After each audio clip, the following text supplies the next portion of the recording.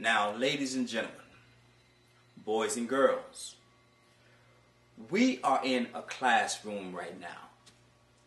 I want to explain to you something about the classroom. Most of us started school when we were kindergarten, some preschool, some a little, maybe even first grade they started school. I want to explain to you what happened when you first came into the classroom. Now, I understand some of you were a little afraid. Some of you cried. Some of you didn't want your parents to leave you. But we all had to come into the classroom.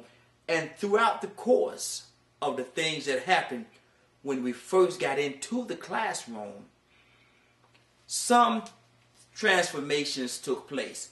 And we started to, as children, we started to dream and fantasize about what we were going to become. Some of us wanted to be teachers. Others wanted to be doctors, politicians. Some dreamed of becoming the President of the United States of America. All of this can happen while you are in the classroom, elementary school.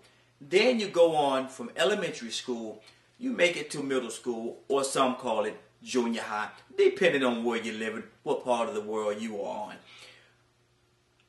After that happened, you started to develop more of a dream, of a fantasy, started to zone in on what you wanted to be, what you wanted to become.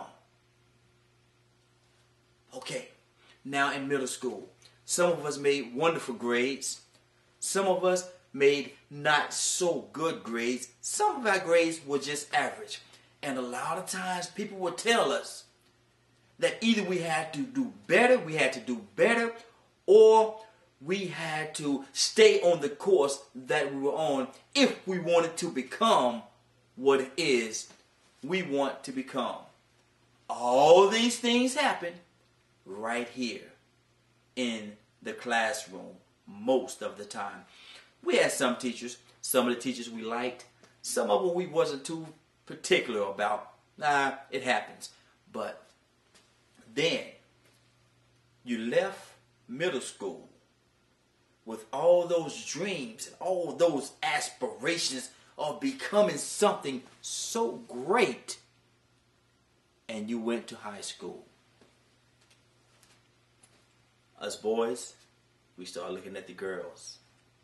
The girls start looking at us boys. And somewhere along the line, a lot of us lost our focus as to what we wanted to do, what we wanted to become, and the dreams that we had while we were in elementary school. Some things happen. Things happen in everyone's life. Sometimes you become overwhelmed and you lose your focus. You lose your vision. You lose your thought of what you want to become. Then, before you know it, if you are not careful, life has a tendency to pass you by. And you are caught holding on to a dream, but not obtaining that dream. What I want you to understand, ladies and gentlemen, boys and girls, what I want you to understand is this. Hold on to your dreams. Don't let them go. Don't let them slip away. Don't let nobody tell you that you cannot become the greatness that God has made you to be. Oh yes, I went there. Because God has made each and every one of us to be something great. There is greatness that is put in each and every one of us. We just have to stay focused. Don't let nothing change the course that God has for us. Don't let nothing take us off the realms of reality that God has laid out for us. I'm going to tell you something, ladies and gentlemen, boys and girls. You can get back on the course if you go back. See, a friend of mine told me a long time ago, he said, always go back to what got you where you are.